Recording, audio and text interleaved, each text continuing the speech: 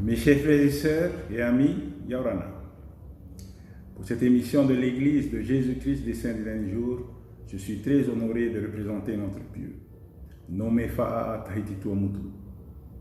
Il a été créé le 15 décembre 2019. Le président Gaël Saint-Jou préside ce pieux avec Benjamin Touaro comme premier conseiller et moi-même, Gilbert Tunutu, comme deuxième conseiller. Notre pieux inclut 5 paroisses de la commune de Fa'a et 6 branches des îles suivantes de Tuamutu: Manhi, Ahe, Arutua, Apataki, Rangiro et Mataiva. J'ai aussi le grand plaisir de vous présenter notre orateur principal. Il s'appelle Dallin H. Oaks. Il a été soutenu et mis à part en tant que premier conseiller de la première présidence et président du collège des 12 apôtres de l'église de Jésus-Christ des Saints du dernier jour, le dimanche 14 janvier 2018. Il a été mis à part en tant que membre du collège des 12 apôtres le 7 avril 1984. Il est originaire de Provo, Utah, né en 1932. Eda Oaks est diplômé de l'université de Brigham Young en 1954 et de l'université de Chicago en école de droit en 1957. Il a pratiqué et enseigné le droit à Chicago. Il a été président de l'université de Brigham Young de 1971 à 1980. Il a aussi été nommé juge à la Cour suprême de l'État d'Utah de 1980 jusqu'à sa démission en 1984 pour accepter sa vocation d'apostolat. Le thème de son message pour nous aujourd'hui est « Sanctifié par le repentir ». Je vous remercie de votre attention. Te mau tae e te mau tuahine, te mau hoa, Yorana tātou. No te ene haa purorora a te taritia i tu me tia i te whiam o i te mumhan hope anei, te o nei au i te tia atu i te oa no te titi whaa a Tahiti Tuamutu. O haa mohia te ene titi i te ahuruma pēno ti te mā piti tautini ahuruma iwa. Wha te rehia o ia i te Pritini Gaël Saint-Jou, e tona tauturu mata mua Benjamin Touaro, e o wau nei, Gilbert Tunutu, te tauturu piti. Te wei nei i roto i te titi, e pē paruita no te oiri no whaa, e ono ano te mau motu tuamutu i muri nei. Manhi, Ahe, Arutua, Apataki, Rangiroa, e o Mataiwa. Te o atu nei, to tameni te propro atu no ni ai tatato orometua tumu no te ie mahana. O Dallin H. Oaks tona i o. O pihia e o ahia o ia i tauturu matamua no te pretinira matamua e pretiteni no te tino ho e ahuruma piti a potoro. O te taritia i tu me tia i te wheamoa i te momhana hope anei i te ahuruma mahano te nuare piti tautini ahuruma wau. O whata ahia o ia e mero no te tino ho e ahuruma piti a potoro i te hitu no e prera tautini iwa hanere e wo hurmama. No provo mai oia i te tua whenua no uta marite, whanau hia i te mataiti, tau tini iwa hanere te hurmapiti. O whari oia i tāna prautu i te no te whare hapir a tua toru no Brigham Young, i te mataiti tau tini iwa hanere pēa hurmamaha, e no te whare hapir a tua toru no Chicago, hapir a Paruru, mataiti tau tini iwa hanere pēa hurmahitu. O haa e o hapi atu oia i te ture Paruru i te oire no Chicago.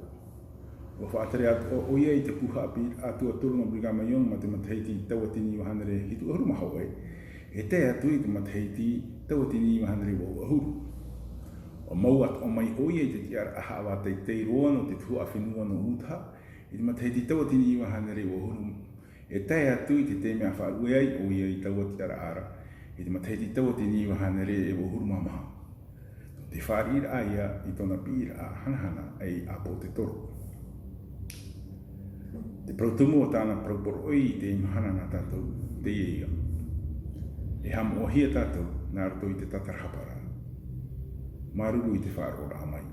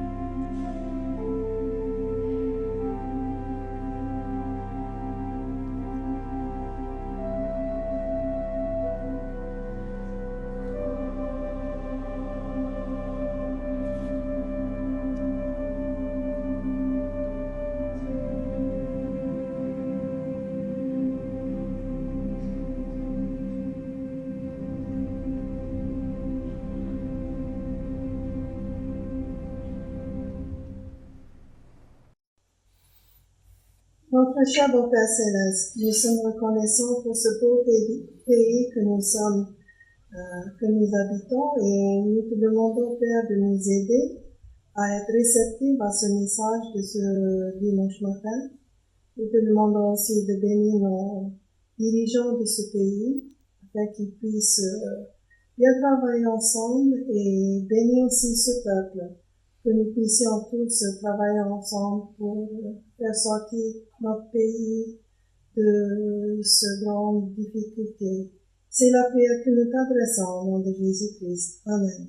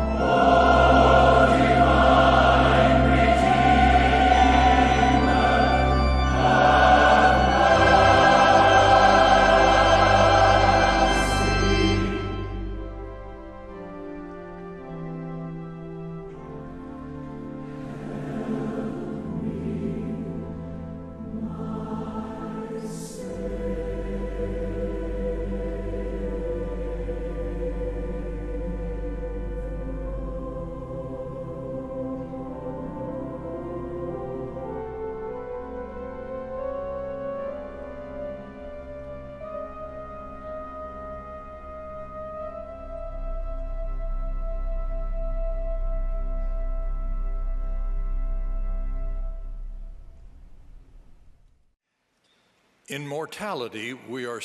fait du plan de Dieu et du sacrifice expiatoire de Jésus-Christ, nous pouvons être purifiés en suivant le processus du repentir. Dans la condition mortelle, nous sommes assujettis à la loi des hommes et à la loi de Dieu.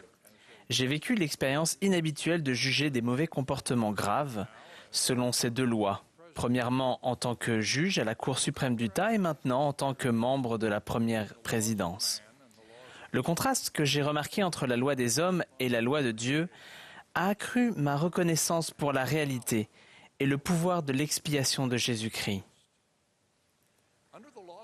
Selon la loi des hommes, une personne coupable des crimes les plus graves peut être condamnée à la prison à vie sans possibilité de libération conditionnelle.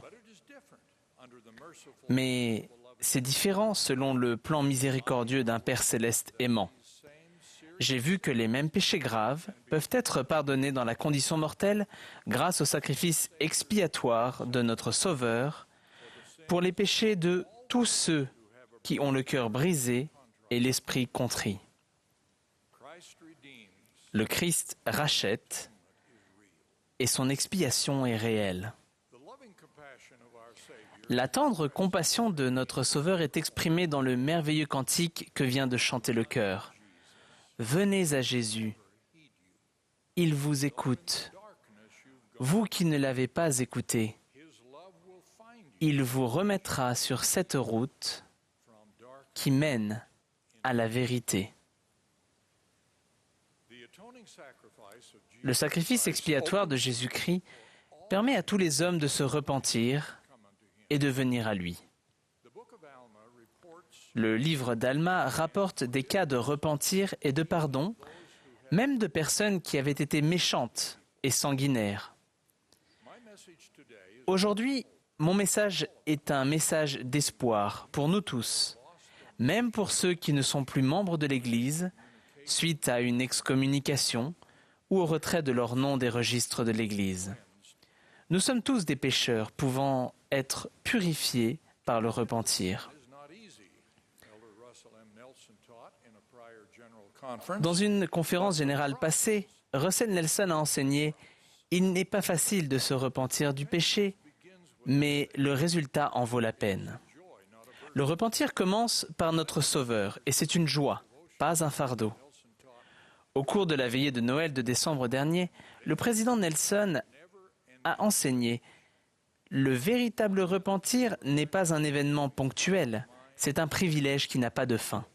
Il est essentiel à la progression, à la paix de l'esprit, au réconfort et à la joie. » On retrouve certains des plus grands enseignements sur le repentir dans le sermon qu'Alma, dans le livre de Mormon, a adressé aux membres de l'Église qu'il décrira plus tard comme étant dans un grand état d'incrédulité, enflés dans l'orgueil de leur cœur qu'ils avaient mis dans les richesses et dans les choses vaines du monde.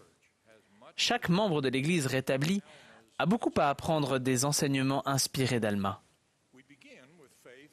Nous commençons par la foi en Jésus-Christ, parce que c'est lui qui vient pour ôter les péchés du monde. Nous devons nous repentir parce que, comme Alma l'a enseigné, si nous ne nous repentons pas, nous ne pouvons en aucune façon hériter le royaume des cieux. Le repentir est une partie essentielle du plan éternel de Dieu. Parce que nous allions tous pécher pendant notre expérience dans la condition mortelle et être coupés de la présence de Dieu, nous ne pourrions pas être sauvés sans le repentir. Cela a été enseigné depuis le début. Le Seigneur a commandé à Adam « Enseigne-le à tes enfants, que tous les hommes de partout doivent se repentir, sinon ils ne pourront en aucune façon hériter le royaume de Dieu, car rien d'impur ne peut y demeurer ou demeurer en sa présence. » Nous devons nous repentir de tous nos péchés, de toutes nos actions ou inactions contraires au commandement de Dieu. Personne n'est exempté. Hier soir encore, le président Nelson nous a exhortés en ces termes. « Frères, nous devons tous nous repentir. » Pour être purifiés par le repentir, nous devons abandonner nos péchés et les confesser au Seigneur et à son juge mortel quand cela est nécessaire. Alma a enseigné que nous devons aussi produire des œuvres de justice. Tout cela fait partie de la fréquente invitation scripturaire à venir au Christ. Nous devons prendre la Sainte Seine chaque jour de sabbat. Dans cette ordonnance, nous faisons des alliances et recevons des bénédictions qui nous aident à surmonter tous les actes et désirs qui nous empêchent d'atteindre la perfection à laquelle le Sauveur nous invite.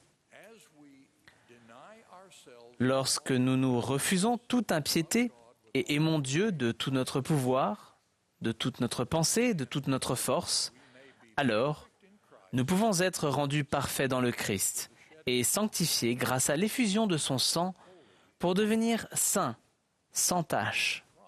Quelle promesse! Quel miracle! Quelle bénédiction!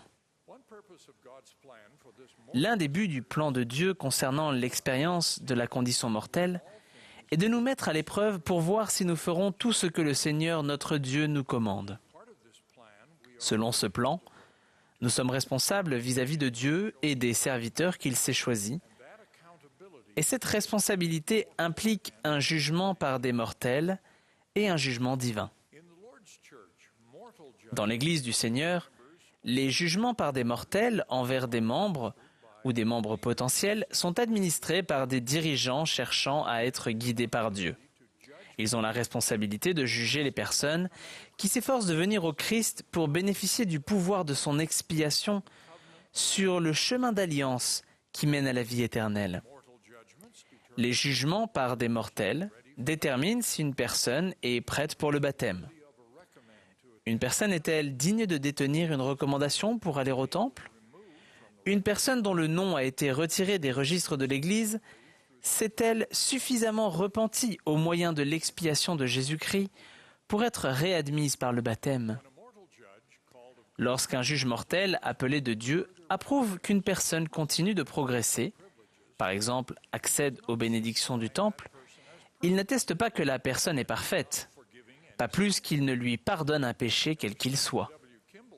Spencer Kimball a enseigné qu'après ce qu'il a appelé la levée des sanctions terrestres, une personne doit aussi chercher un repentir définitif et l'obtenir du Dieu des cieux, qui est le seul à pouvoir accorder l'absolution. Si des actes et des désirs pécheurs ne font pas l'objet d'un repentir avant le jugement dernier, une personne non repentante restera impure. En dernier ressort, la responsabilité, y compris la pureté finale qu'apporte le repentir, est une affaire entre chacun de nous et Dieu. Le jugement dont il est le plus question dans les Écritures est le jugement dernier qui aura lieu après la résurrection. De nombreuses Écritures affirment que nous comparaîtrons tous devant le tribunal du Christ pour être jugés selon les actes qui ont été accomplis dans le corps mortel. Tous seront jugés selon leurs œuvres et selon les désirs de leur cœur. Le but du jugement dernier est de déterminer si nous avons réussi à réaliser ce qu'Alma a décrit comme un grand changement dans notre cœur, par lequel nous sommes devenus de nouvelles créatures, n'ayant plus de disposition à faire le mal, mais à faire continuellement le bien. Celui qui en jugera est notre Sauveur Jésus-Christ. Après son jugement, nous confesserons tous que ces jugements sont justes, parce que son omniscience lui donne la connaissance parfaite de tous nos actes et de tous nos désirs, à la fois ceux qui sont justes ou dont nous nous sommes repentis, et ceux dont nous ne nous sommes pas repentis ou qui n'ont pas changé. Les Écritures décrivent le déroulement de ce jugement dernier. Alma enseigne que la justice de notre Dieu requiert qu'à la résurrection, tout soit rendu à son ordre propre. Cela signifie que si leurs œuvres ont été bonnes dans cette vie et que leurs désirs, les désirs de leur cœur ont été bons, ils seront rendus au dernier jour à ce qui est bon. De même, Si leurs œuvres sont mauvaises ou leurs désirs mauvais, ils leur seront rendus pour le mal. De même, le prophète Jacob a enseigné qu'au jugement dernier, ceux qui sont justes seront encore justes, et ceux qui sont souillés seront encore souillés. C'est le processus qui aura lieu devant ce que Moroni appelle la barre agréable du grand Jéhovah, le juge éternel des vivants et des morts.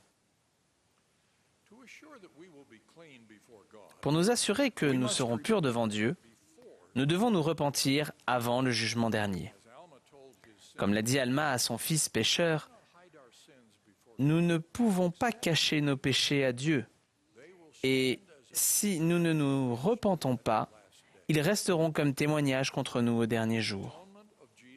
L'expiation de Jésus-Christ nous donne le seul moyen de parvenir à la pureté nécessaire par le repentir, et cette vie dans la condition mortelle est le moment qui nous est donné pour le faire.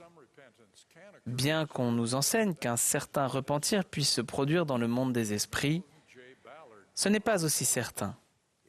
Melvin J. Ballard a enseigné: il est beaucoup plus facile de vaincre et de servir le Seigneur quand la chair et l'esprit ne font qu'un. C'est le moment où les hommes sont le plus souples et le plus influençables. Cette vie est le moment de se repentir. Si nous nous repentons, nous avons du Seigneur l'assurance que nos péchés, nos actes et nos désirs seront purifiés et que notre miséricordieux dernier juge ne s'en souviendra plus. Purifiés par le repentir, nous nous qualifions pour la vie éternelle, que le roi Benjamin a décrite comme étant le fait de demeurer avec Dieu dans un état de bonheur sans fin. En accomplissement du plan de restauration de Dieu, la résurrection restituera tout à sa forme propre et parfaite. Ainsi, nos déficiences et malformations physiques acquises dans la condition mortelle, à la naissance ou suite à un traumatisme ou à une maladie, n'existeront plus. Cette restauration nous purifie-t-elle de tous nos désirs ou toutes nos dépendances impies ou dont nous ne nous sommes pas débarrassés? Elle ne le peut pas. Nous savons par la révélation moderne que nous serons jugés selon nos désirs aussi bien que selon nos actes et que même nos pensées nous condamneront. Amulek a enseigné que nous ne devons pas différer le jour de notre repentir jusqu'à la mort, parce que le même esprit qui a possédé notre corps pendant cette vie, l'esprit du Seigneur ou celui du diable, aura le pouvoir de posséder notre corps dans le monde éternel. Notre Sauveur a le pouvoir de nous purifier du mal et est tout disposé à le faire. C'est maintenant que nous devons lui demander son aide pour nous repentir de nos pensées et de nos désirs mauvais ou inconvenants, pour être purs et prêts à paraître devant Dieu au jugement dernier.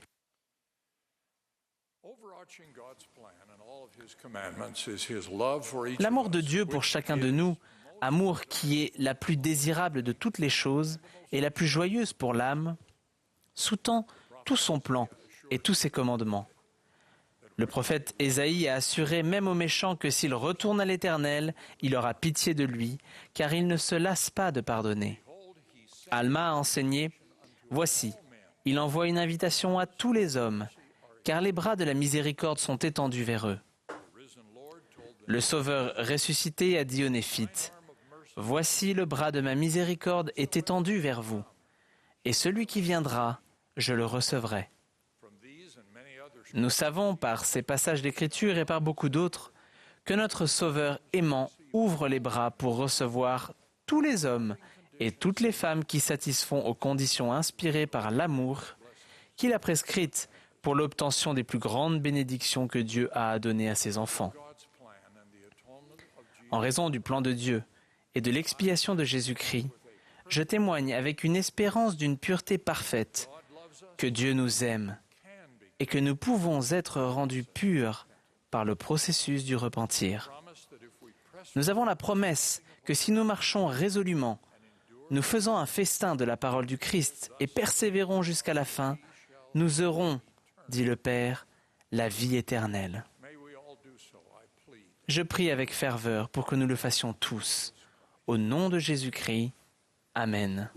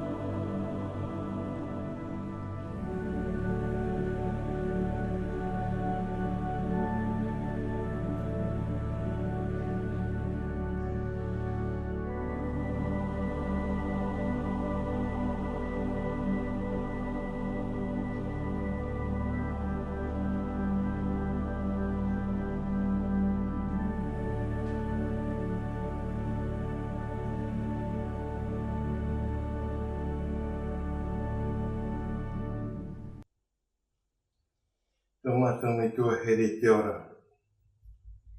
Te ha maruru ne mato ia o no te mhana tapati. Awe po i te mei no mato. Te ani tu ne mato ia o e ha me te mei tomato profeta. Rusalem Nelson. Ha me te ato mei te huimana. Whatere o te i whinua nei. A horo ana ia rātou i te maramarama. Te pāri. Te ituitu, i roto te tau hepo nei. Te ani haha tune mātou ia oe, ia tōturu mei, ia hamei te mai, ia upuru mei ia mātou. Māruru no to e here, no te tara e hara o to taumeti i etu metia. Ia nenhe ia tāmahia to mātou āau, nā roto i te tatarahapara. Tā mātou te i purei nei. Nā roto i te ua to tamaiti o i etu metia. Amen.